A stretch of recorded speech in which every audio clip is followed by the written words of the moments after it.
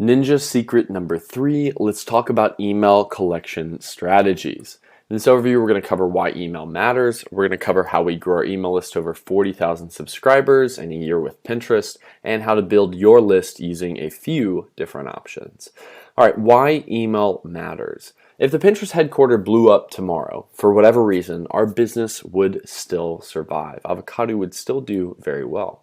It's because we have a list of people, and our list provides us a buffer against any algorithm changes or any kind of other unexpected events as far as our traffic is concerned.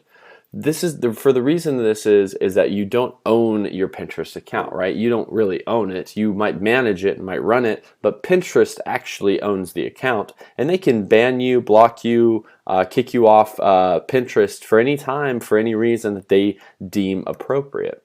The only thing you actually do own is you do own your email list, and it should be treated as an asset. And make sure not to put all of your eggs in one basket. If your entire business around banking around Pinterest can continue to give you traffic, well, you're going to kind of be in trouble unless you have an email list or something that is actually a growing asset that you own.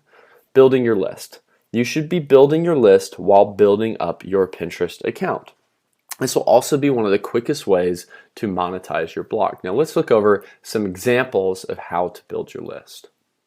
First is with landing pages. This is when you drive traffic straight to an opt-in or a landing page. Usually you need additional software in order to accomplish this, something like ClickFunnels, ConvertKit, Thrive Leads, SumoMe. These will all work for creating landing pages to collect emails. So let's look at the 8 yoga poses for fast fat loss. Let's go ahead and hop on the old Pinterest machine.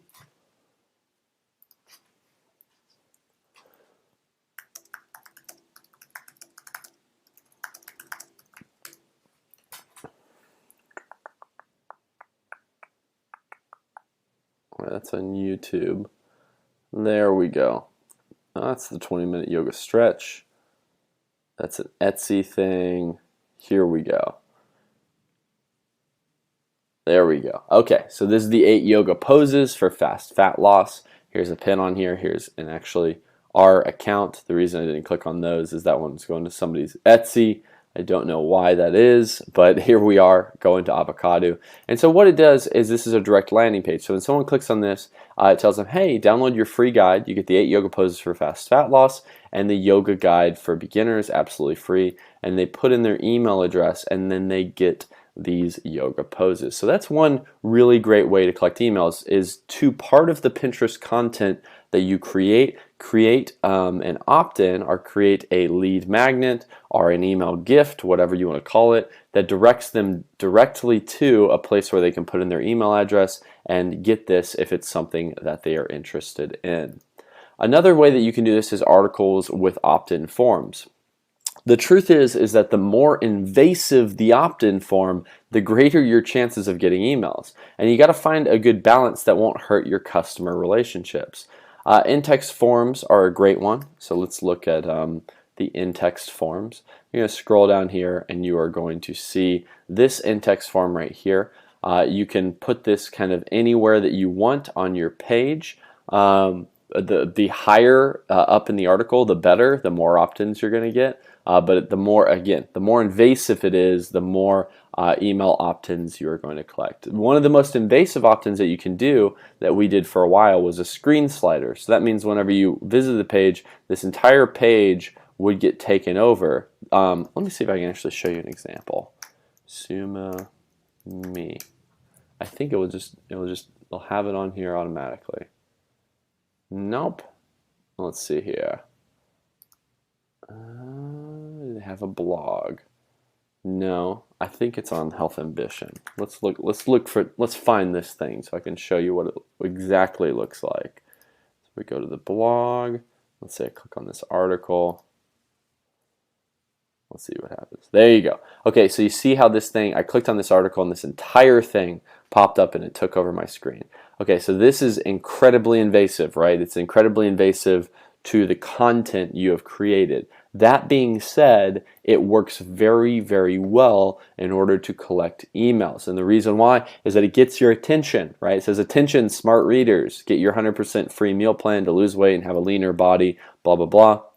And they say, yes. And then it sends them to an email opt-in. Now, they can't exit out of this, obviously, and continue to read the content, but that is an example of an email collection strategy that we used on Avocado for a while at the beginning, and it worked very well. Okay, banners is another fantastic way to do this. You can see Avocado all has banners right now. Now, ours have been custom coded and created inside the actual website itself, so it's kind of the first thing that people see. And then you're going to click here, and then they opt in to our program. They opt into our free challenge training. They put in their email address here, and they get access to this free guide. Now, again, that one's pretty invasive, but it works very well, and it's a little less jumpy than that whole pop-up on your screen, right? And scroll mats is what those are called. They're called scroll mats. They're called a few different things, but scroll mats is a good term for them for collecting emails. So, guys, that is something that we needed to talk about. Start building your list ASAP because it's one of your biggest assets of a business owner. Use landing pages or other article opt-ins. And just keep in mind, guys, the more invasive the opt-in, the more it takes someone out of the article and really grabs their attention, the more opt-ins you're going to have.